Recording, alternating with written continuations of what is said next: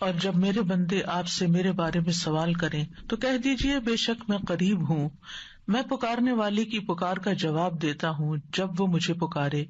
تو ان کو چاہیے کہ وہ میرا حکم مانیں اور مجھ پر ایمان رکھیں تاکہ وہ ہدایت پائیں. فاستغفروه ثم توبوا إليه إن ربي قریب مجیب. سو اس سے بخشش مانگو پھر اس کی طرف پلٹ آؤ، یقیناً میرا رب قریب ہے، قبول کرنے والا ہے. اللہم لک الحمد لا الہ الا انت وحدک لا شریک لک المنان بدیع السماوات والارض ذی الجلال والاکرام. اے اللہ، ساری تعریف تیرے لیے ہے، تیرے سوا کوئی الہ نہیں، تو اکیلا ہے، تیرا کوئی شریک نہیں، تو بہت نوازنے والا ہے، تو آسمانوں اور زمین کا پیدا کرنے والا ہے، اے جلال اور اکرام والے رب. اللہم صلی علی محمد وعلی آل محمد کما صلیت علی ابراہیم وعلی آل ابراہیم انک حمید مجید. اللہم بارک علی محمد وعلی آل محمد کما بارکت علی ابراہیم وعلی آل ابراہیم انک حمید مجید. آج ہم انشاءاللہ رزق میں کشادگی کی دعائیں پڑھیں گے. اللہ تعالیٰ نے انسان کو پیدا کیا اور پیدا کرنے کے بعد یوں ہی چھوڑ نہیں دیا، بلکہ انسانوں کی ضروریات بھی پوری کی، انہیں رزق عطا کیا، انہیں زندگی بسر کرنے کے اسباب بھی فراہم کیے. سورۃ الروم میں اللہ تعالیٰ فرماتے ہیں اللہ الذی خلقکم ثم رزقکم ثم یمیتکم ثم یحییکم هل من شرکائکم من یفعل من ذلکم من شیء سبحانہ وتعالی عما یشرکون. اللہ وہ ہے جس نے تمہیں پیدا کیا ہے، پھر تمہیں رزق دیا ہے، پھر وہی تمہیں موت دے گا، پھر وہی تمہیں زندہ کرے گا. کیا تمہارے شریکوں میں سے کوئی ہے جو ان کاموں میں سے کچھ بھی کرے، یعنی زندگی دے اور رزق دے یا موت دے؟ وہ پاک ہے اور بہت بلند ہے اس سے جو وہ شریک ٹھہراتے ہیں. تو اللہ سبحانہ تعالی رازق ہے اور اس کی صفت الرزاق بھی ہے، یعنی بہت زیادہ رزق دینے والا. اس نے آسمان و زمین کی تخلیق کے وقت ہی زمین کے اندر معیشت اور رزق کے وہ سارے سامان رکھ دیے تھے جس کی زمین والوں کو ضرورت تھی. یعنی جب اللہ تعالیٰ نے زمین کو پیدا کیا تو صرف اس پلانٹ کو نہیں پیدا کیا بلکہ اس کے اندر اسباب رزق بھی پیدا کر دیے، اور جتنی بھی مخلوقات پیدا کی جو ان گنت ہیں، ہم گن نہیں سکتے. یعنی انسان تو انسانوں کے علاوہ جنات، پھر حیوانات، چرند پرند درندے، چیونٹیاں، کیڑے مکوڑے، سمندر کی مخلوقات جو ان گنت ہیں، جن کی صرف اقسام ہی ان گنت ہیں. تو صرف ان کو پیدا نہیں کیا بلکہ ان سب کے رزق کی جو ضروریات تھی وہ بھی زمین کے اندر رکھ دی. اور پھر آپ دیکھیے کب سے یہ زمین بنی ہے اور کب سے اس پر حیوانات موجود ہیں، اور وہ ہر روز کھا رہے ہیں، پی رہے ہیں، اپنی ضروریات پوری کر رہے ہیں. سبحان اللہ. یعنی انسان سوچے، اور اگر انسان اس کو شمار کرنا چاہے، گننا چاہے، تو آپ گن نہیں سکتے، آپ امیجن بھی نہیں کر سکتے کہ ہر روز کتنی مخلوق کیا کچھ نہیں کھا جاتی، اور پھر اگلے روز پھر دن میں صرف ایک بار نہیں، انسان تو حیوانوں سے بھی زیادہ کئی بار کھاتے ہیں.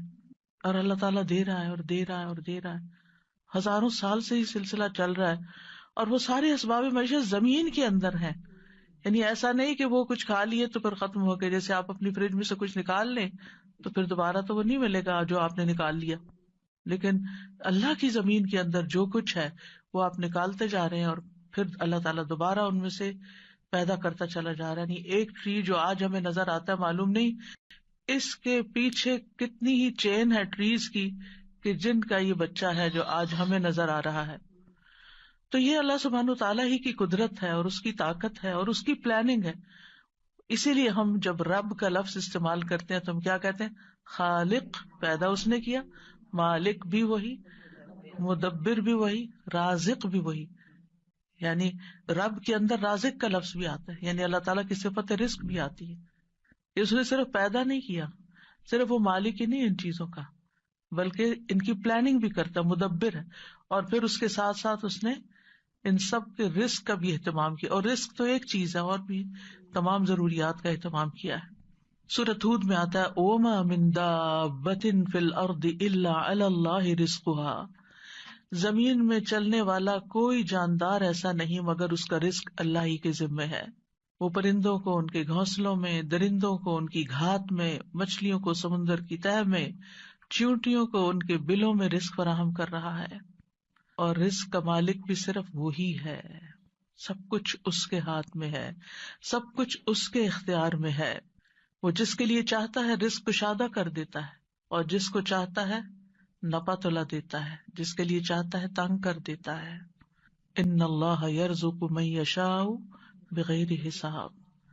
لیکن بندوں کے لیے حکم کیا ہے کہ وہ نکلیں، رزق کی تلاش کریں، اللہ سے رزق طلب کریں. فابتغوا عند اللہ الرزق واعبدوہ، سو تم اللہ ہی کے ہاں رزق تلاش کرو اور اسی کی عبادت کرو. حیوانات رزق کی تلاش میں نکلتے ہیں، پرندے اپنے گھونسلوں سے نکلتے ہیں، چیونٹیاں بلوں سے نکلتی ہیں، اور اسی طرح باقی مخلوقات بھی اپنے رزق کی تلاش میں سارا دن مارے مارے پھرتی ہے. صبح خالی پیٹ نکلتے ہیں اپنے گھونسلوں سے پرندے، اور رات کو پیٹ بھرے واپس لوٹتے ہیں.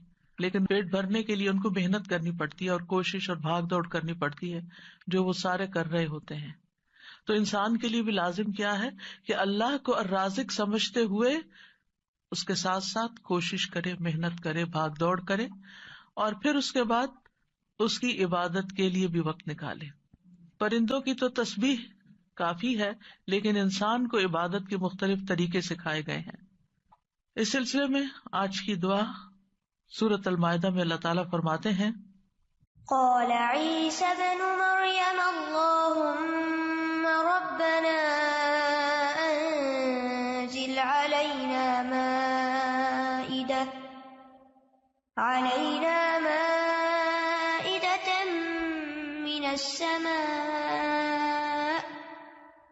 تكون لنا عيدا لأولنا وآخرنا وآية منك وارزقنا وأنت خير الرازقين. عیسیٰ ابن مریم نے کہا اے اللہ، اے ہمارے رب، تو ہم پر آسمان سے ایک خوان اتار جو ہمارے پہلوں اور پچھلوں کے لیے عید ہو جائے، اور تیری طرف سے ایک نشانی ہو، اور ہمیں رزق عطا فرما، اور تو سب سے بہترین رازق ہے. اس آیت میں عیسیٰ علیہ السلام کے زمانے میں ایک خاص واقعے کی طرف اشارہ ہے. عیسیٰ علیہ السلام نے جب لوگوں کو اللہ تعالیٰ کی طرف بلایا تو حواریوں نے اس پر لبیک کہا، آپ پر ایمان لائے، اور ایمان میں مزید اطمینان کے لیے عیسیٰ علیہ السلام سے کہا کہ کیا آپ کا رب یہ کر سکتا ہے، اس میں یہ قدرت ہے کہ ہم پر آسمان سے تیار شدہ کھانا اتارے. یعنی ویسے تو اللہ تعالیٰ زمین سے رزق دے ہی رہا ہے، تو ہم چاہتے ہیں کہ وہ آسمان سے ہمارے لیے کھانے کے لیے ریڈی ٹو ایٹ ہمارے لیے ایک خوان اتارے، یعنی پورا دسترخوان نیچے آئے. تو عیسیٰ علیہ السلام نے انہیں اس مطالبے سے روکا اور اللہ سے ڈرایا، کیونکہ یہ ایک طرح کا معجزہ تھا، اور معجزہ طلب کرنے کے بعد اگر کوئی شخص اللہ تعالیٰ کی بات نہیں مانتا تو پھر اس کی سزا بہت سخت ہے. لیکن حواریوں نے اپنے مطالبے کی 3 وجوہات بتائیں کہ ہم کیوں چاہتے ہیں کہ ہمارے ساتھ ایسا ہو. ایک یہ کہ ہم فکر معاش سے آزاد ہو کر، یکسو ہو کر اللہ کی عبادت کریں. دوسرے یہ کہ ہمیں یقین حاصل ہو جائے کہ آپ جو کچھ ہمیں کہہ رہے ہیں کہ یہ اللہ کی طرف سے ہے، وہ بالکل سچ ہے، حقیقت ہے، اور اللہ واقعی ہر چیز پر قدرت رکھتا ہے. اور تیسرے یہ کہ جب وہ دسترخوان نازل ہو تو پھر ہم سب خوش ہو جائیں. ظاہر ہے کہ اللہ کی طرف سے جو کھانا آئے گا تو اس کا تو پھر کیا ہی لطف ہوگا اور کیا ہی اس کا حساب ہوگا. تو ہم اس دن کو پھر خوشی کا دن بنا لیں، ہماری عید کا دن بن جائے، اور پھر ہم آئندہ بھی اس دن کو یاد رکھتے ہوئے ہر سال عید منایا کریں.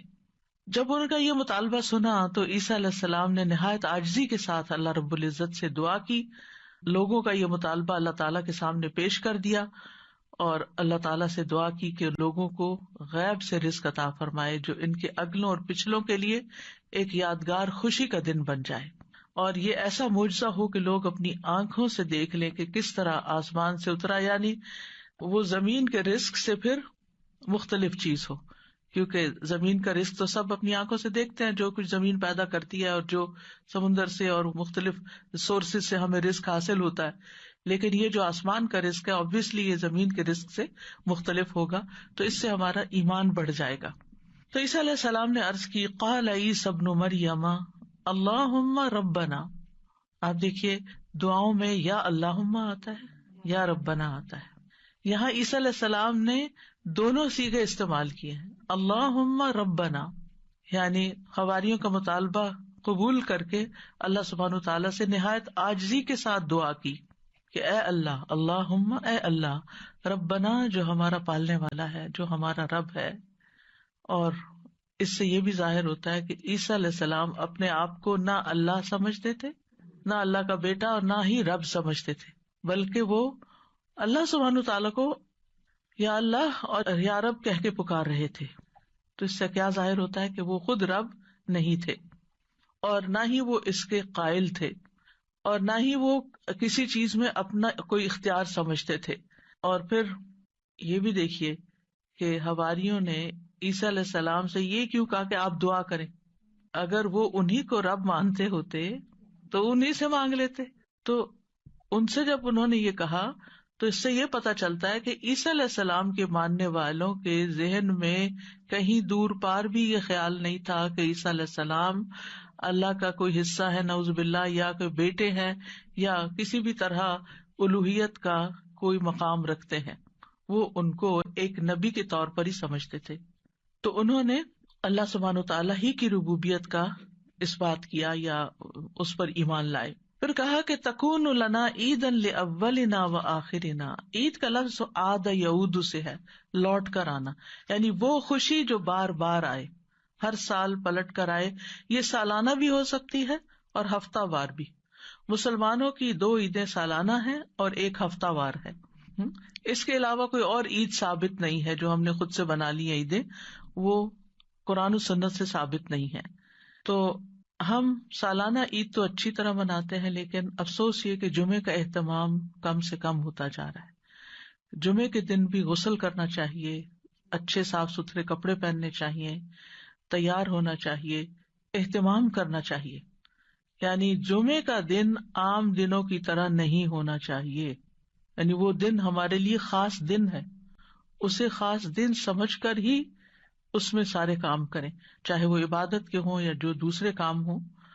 اور پھر آپ دیکھیے کہ انہوں نے کہا کہ وہ دن ہمارے لیے عید کا ہو، لأولنا وآخرنا، ہماری پہلی فرسٹ جنریشن یعنی جو ہمارے دور کے لوگ ہیں، وآخرنا اور جو ہمارے بعد میں آئیں گے، وآیۃ منک، اور تیری طرف سے ایک نشانی بھی ہو، تیری قدرت کی علامت ہو، یعنی عیسیٰ علیہ السلام کی سچائی کی علامت ہو کہ یہ واقعی اللہ کے رسول ہیں اور انہوں نے جو کہا وہ سچ کہا۔ اور پھر وارزقنا وانت خیر الرازقین دعا بھی کی، اور یہ رزق کے حصول کی دعا بھی ہے، یعنی اتنا حصہ اگر انسان پڑھتا ہے، وارزقنا وانت خیر الرازقین، تو ہمیں عطا کر، ہمیں رزق دے، اور تو سب سے بہترین رزق دینے والا ہے، اور یہاں پر ہمیں کسی مشقت کے بغیر اپنے پاس سے رزق عطا فرما۔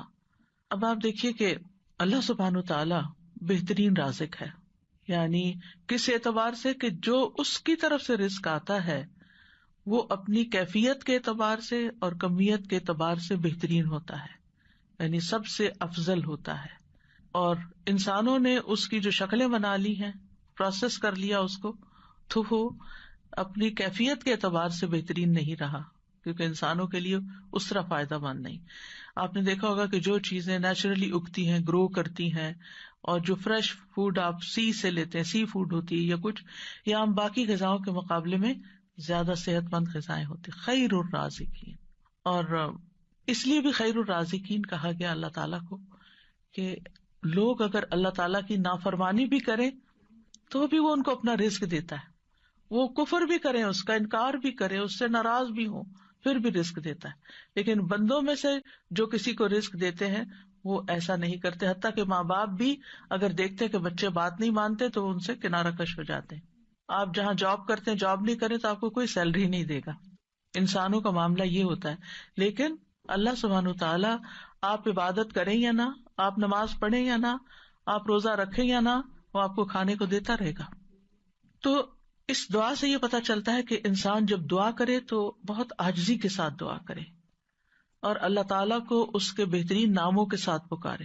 اللہم ربنا، یہ دونوں نام اکٹھے بھی کر سکتے ہیں، اور اس کے علاوہ بھی یا رزاق، یا فتاح.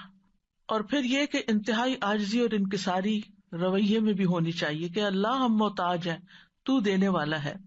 اور پھر اللہ تعالیٰ سے بہترین رزق مانگنا چاہیے، یعنی تو بہترین رزق دینے والا. اللہ تعالیٰ کی صفت کو بیان کیا جا رہا ہے، یعنی ہمیں بھی ایک طرح سے انڈائریکٹلی کیا کہا جا رہا ہے کہ ہمیں بھی بہترین رزق عطا فرما. رزق کیا چیز ہے، یعنی رزق کا اطلاق کس کس چیز پر ہوتا ہے؟ ابن منظور لسان العرب میں کہتے ہیں رزق سے مراد ہر وہ چیز ہے جس کے ساتھ ہر زندہ مخلوق کی زندگی قائم ہوتی ہے، یعنی جس پر زندگی کا انحصار ہوتا ہے، خواہ وہ چیز مانوی ہو یا مادی ہو. مانوی سے مراد یعنی جس کو ہم چھو نہیں سکتے، جس کو ہم جانتے ہیں، سمجھتے ہیں، محسوس کرتے ہیں، یعنی انٹینجیبل جس کو آپ کہہ سکتے ہیں. تو رزق دونوں طرح ہوتا ہے، ٹینجیبل بھی اور انٹینجیبل بھی. اسی طرح بعض نے یہ کہا کہ ہر نعمت ہی ایک طرح سے رزق ہے، یعنی جتنی بھی نعمتیں ہمیں ملی ہیں وہ ساری رزق ہیں. یعنی صرف مال ہی رزق نہیں ہے بلکہ رزق کا ایک وسیع دروازہ ہے. ہر وہ چیز جو اللہ تعالی بندوں پر نعمتوں کی صورت میں انعام فرماتا ہے، جیسے مال، اولاد، ہسبینڈ، اہل و عیال، ماں باپ، پھر اسی طرح صحت، محبت، قبولیت، یہ ساری چیزیں رزق کہلاتی ہیں. اور یہ اللہ تعالیٰ کی طرف سے تقدیر میں مقرر کر دی گئی ہیں. یعنی اللہ تعالیٰ نے ہر بندے کا رزق مقرر کر رکھا ہے کہ اس کو کتنا دینا ہے. تو انسان کے لیے پھر کیا لازم ہے کہ اللہ جب دے تو پھر انسان شکر ادا کرے. جیسے اوپر میں نے ذکر کیا کہ حصی اور مانوی دونوں اعتبار سے جو نعمتیں ہمیں ملی ہیں وہ رزق ہیں، تو محبت بھی ایک رزق ہے. حضرت عائشہ کہتی ہیں میں نے نبی صلی اللہ علیہ وسلم کی ازواج میں سے کسی پر رشک نہیں کیا سوائے خدیجہ رضی اللہ عنہا کے، اور میں نے حضرت خدیجہ کو نہیں دیکھا، یعنی ان کو زمانہ نہیں پایا. وہ فرماتی ہے کہ رسول اللہ صلی اللہ علیہ وسلم جب بکری ذبح کرتے تو آپ فرماتے کہ اس کا گوشت خدیجہ کی سہیلیوں کو بھیج دو. وہ کہتی ہے کہ ایک دن میں غصے میں آ گئی. میں نے کہا آپ ہر وقت خدیجہ خدیجہ کرتے ہیں اور اس کی سہیلیوں تک کا خیال رکھتے ہیں. تو رسول اللہ صلی اللہ علیہ وسلم نے فرمایا انی قد رزقت حبھا، مجھے خدیجہ کی محبت عطا کی گئی ہے، یعنی اللہ نے میرے دل میں اس کی محبت ڈالی. انسان کسی کو مرنے کے بعد صرف محبت کی وجہ سے یاد رکھ سکتا ہے کہ جس کے ساتھ آپ کا کوئی قلبی تعلق ہو، اور یہ بھی اللہ دلوں میں ڈالتا ہے.